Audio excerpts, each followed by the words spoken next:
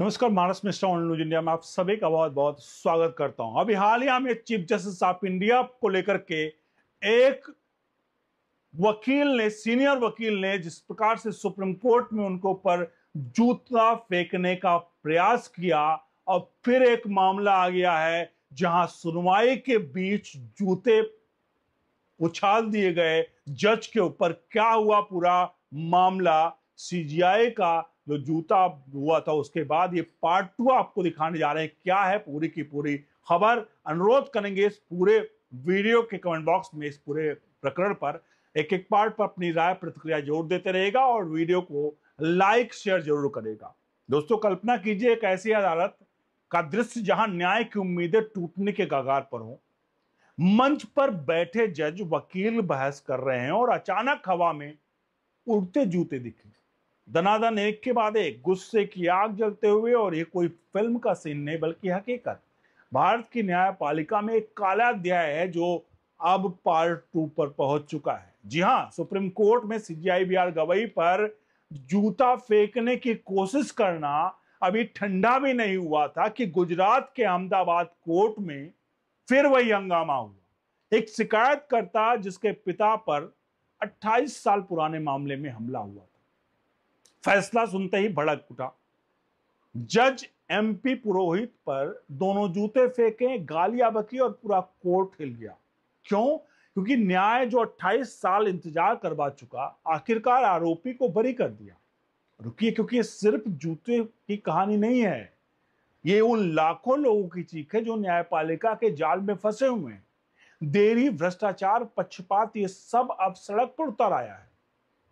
हम यहां पर किसी के जूते फेंकने पर जज के ऊपर समर्थन नहीं करते हैं और इस प्रकार से अगर जो कृत्य हो रहे हैं उसकी भर्त्सना करते हैं और कतई भी इसको हम जायज नहीं ठहराते हैं और ये होना भी नहीं चाहिए। लेकिन क्या हिंदुस्तान में लोगों का सब्र का बाड़ न्यायपालिका को लेकर टूट चुका है? हम इस पूरे प्रकरण को आपके सामने सबूतों के साथ बताएंगे। क्या लोग अदालतों से तंग आ चुके हैं? क्या यह गुस्सा जायज है? क्या न्यायपालिका ने खुद को जनता से दूर कर लिया है? ये सभी सच्चाई आपके सामने आएगी। अब सवाल यह है कि इस तरह की चीजें चल रही है जहां हर बार अगर कोई घटना होती है तो वो घटना की पुनरावृत्ति होती रहती है। तो ऐसा ना सोचिए हो सकता अगला जूता कब उड़े, कोई भरोसा नहीं। मैं किसी को इसको लेकर के किसी को भी प्रेरित नहीं कर रहा हूं काम करने के लिए, लेकिन इस तरह की चीजें हो सकती है, इसलिए सुप्रीम कोर्ट या कोर्टों में सुरक्षा बढ़ाई जानी चाहिए। आपने जॉली एलएलबी देखा होगा, जिसमें जॉली एलएलबी में जज साहब को कहते हैं कि भाई जो लोग जूते फेंकने का वहां जिक्र आता है कि जज साहब के ऊपर लोग जूते फेंकवा देते हैं, तो जज साहब कहते हैं कि कल से जूते बाहर निकाल के आया करें। तो हो सकता है आने वाले समय में हमारे कोर्ट में यह भी आ जाए नियम कि जूते बाहर निकाल के आए, क्योंकि क्या पता कल को कोई और जूता कांड कर दे। तो चलिए शुरू करते हैं सबसे पहले पार्ट 1 से। 6 अक्टूबर 2025 दिल्ली का सुप्रीम कोर्ट, सुबह 11:35 मेंशनिंग हावर्स चल रहा था। Mentioning hours, CGI D Y Chandrachud और जस्टिस बीआर गवई बेंच पर थे। अचानक एक 71 साल के वकील राकेश किशोर ने अपना जूता उतारा और फेंकने की कोशिश किया सीजीआई की तरफ। क्यों? क्योंकि कुछ दिन पहले गवई ने एक केस को लेकर हिंदू देवता विष्णु पर रिमार्क दिया था। वकील को लगा यह अपमान है, जूता तब उड़ाने का प्रयास किया, लेकिन वो सिक्योरिटी ने वहां पकड़ लिया। सीजीआई गवई वहां पर शांत रहे जैसे कुछ हुआ ही नहीं, लेकिन कोर्ट में हंगामा मच गया। सुरक्षा कर्मी दौड़े, वकील पकड़ा गया। पीएम मोदी ने भी इसको कंटेम्प्ट किया। न्यायपालिका पर हमला असहनीय है। बीसीआई के राकेश कुमार को सस्पेंड कर दिया गया। दिल्ली पुलिस ने 0 एफआईआर दर्ज की आईपीसी की धारा 353, 504, 506 के साथ। लेकिन सवाल यह था, क्या यह महज एक वकील का गुस्सा था या न्यायपालिका की बढ़ती उदासीनता का नतीजा? राकेश किशोर के बाद में सफाई दी कि मैंने विष्णु जी का अपमान सुना तो भड़क गया, लेकिन कोर्ट के बाहर लोग चिल्ला रहे थे, जजों को भी जवाबदेह बनाओ। ये कांड रातों रात वायरल हो गया। सोशल मीडिया पर hashtag CGI shoes attack trending करने लगा। हजारों पोस्ट लोग कर रहे थे, कोई पक्ष में कोई विपक्ष में। अब न्यायपालिका को एक बड़ा झटका के रूप में देखते हैं, क्योंकि एक बार तो हुआ, अब दूसरा भी हो गया, जहां गुजरात का मामला आ गया अहमदाबाद कोर्ट का। 15 अक्टूबर 2025 को सिविल एंड सेशन कोर्ट, यहां पर भद्रा कॉम्प्लेक्स में बात करें, कोर्ट कॉम्प्लेक्स में दोपहर का वक्त था। जज एमपी पुरोहित की बेंच सुनवाई हो रही थी। शिकायतकर्ता एक आम आदमी जिसका नाम अभी भी गोपनीय है, फैसला सुनने आया था। केस था 28 साल पुराना, 1997 का। गोमतीपुर इलाके में क्रिकेट मैच के दौरान झगड़ा हुआ था। उसके पिता सब्जी खरीद रहे थे, गेंद लगी, हाथापाई हुई और 4 लोगों कथित तौर पर पिता पर हमला कर दिया। मारपीट आई, चोटें आई, सब दर्ज था। 2017 में मेट्रोपॉलिटन कोर्ट ने चारों आरोपी को बरी कर दिया था। अपील सेशन कोर्ट में गई और मंगलवार को फैसला आया, बरी हो गया, बरकरार रखा गया और शिकायतकर्ता टूट गया। 28 साल का इंतजार, सबूत पेश किए गए, गवाह बुलाए गए, लेकिन न्याय नामुमकिन। अब ये हम नहीं कह रहे कि क्या है क्या नहीं है, उस व्यक्ति को लगा कि न्याय यहां पर नामुमकिन है। उसने गुस्से में जूता उतारा, पहले एक फिर दूसरा, इस तरह से उसने जज की तरफ भद्दी चीजें बोली। अब वकील और पुलिस ने उसे रोका, लेकिन देर हो चुकी थी। ये पूरा हाल उसकी पूरे घटना के बाद सन्न रह गया। उसके बाद उसको पुलिस ने हिरासत में ले लिया, लेकिन जज ने कहा कोई कार्रवाई मत करो। क्यों? क्योंकि जज समझते हैं ये गुस्सा जायज है। गुजरात जुडिशरी सर्विसेज एसोसिएशन ने तुरंत बयान जारी किया कि अध्यक्ष एस.जी. डोडिया ने कहा कि सुरक्षा बढ़ाओ, न्याय के अधिकारों पर हमले रुकना चाहिए। लेकिन ये बयान सिर्फ सुरक्षा की मांग था, गुस्से की जड़ को छुआ ही नहीं। दोस्तों, ये एक के बाद एक दो कांड के पीछे क्यों? क्या एक बड़ा संयोग है? न्यायपालिका पर लोगों का जमा हुआ गुस्सा फूट रहा है। सोचिए, भारत में 4.5 करोड़ कहीं ना कहीं लोअर कोर्ट में पेंडिंग पड़े हुए हैं और कुल मिलाकर 5.5 करोड़ केस हैं। सुप्रीम कोर्ट में 80,000 से ज्यादा केसेज, हाई कोर्ट्स में लाखों हैं।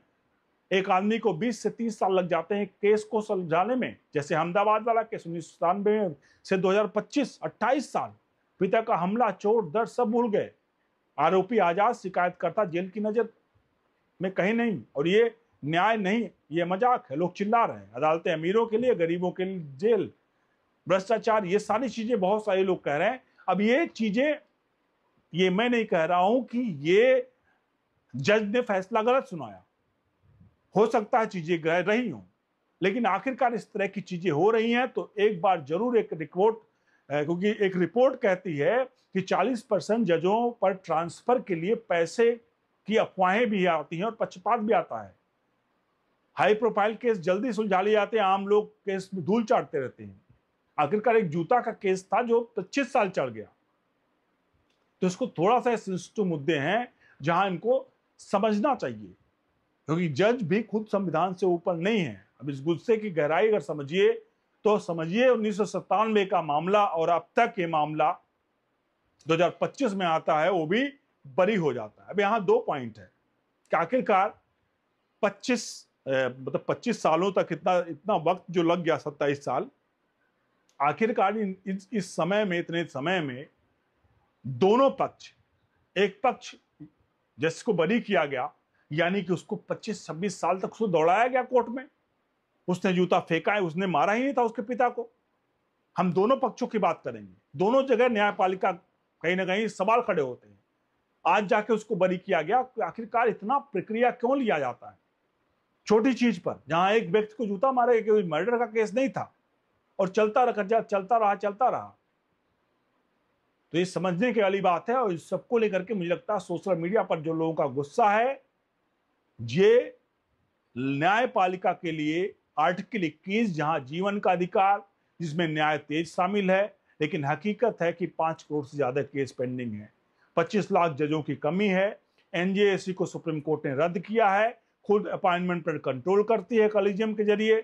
सरकार कहती है सुधार लाओ, लेकिन कॉलेजियम सिस्टम भाई भतीजावाद चाहता है। एक पूर्व जज ने कहा था कि जजों के बच्चे ही जज बनते हैं। गुस्सा जायज लगता है या नहीं, ये तो डिटेल में आप सभी जानते हैं हर चीज को लेकर के। लेकिन जो इस कोर्ट में हुआ, सेशंस कोर्ट में मंगलवार को, सेशंस कोर्ट नंबर 7 में, जहां जज पुरोहित के ऊपर जो हमला हुआ, ये हमला सही नहीं है। जिस व्यक्ति ने किया है उसको सजा मिलनी चाहिए, लेकिन इस गुस्से को भी, जनता के गुस्से को भी समझना पड़ेगा। न्यायपालिका के लिए एक सिस्टम लाना पड़ेगा। जैसे यूपीएससी में जजों का सिलेक्शन होता है, वैसे सिलेक्शन हो, उनकी जो कमियां हैं उसको फिल की जाए, क्योंकि जहां पर पेंडेंसी इतना होगा, देश में न्याय की आस लेने वाला हर व्यक्ति जो कहता है कि मैं तुम्हें कोर्ट में देख लूंगा हर गली चौराहों पर, उनका विश्वास न टूट जाए। इस विश्वास को मिलॉर्ड बनाए रखें। आप सभी से चाहेंगे इस पूरे प्रकरण पर अपनी राय प्रतिक्रिया जरूर दीजिए। बने रहे ओली न्यूज इंडिया के साथ। बहुत बहुत धन्यवाद।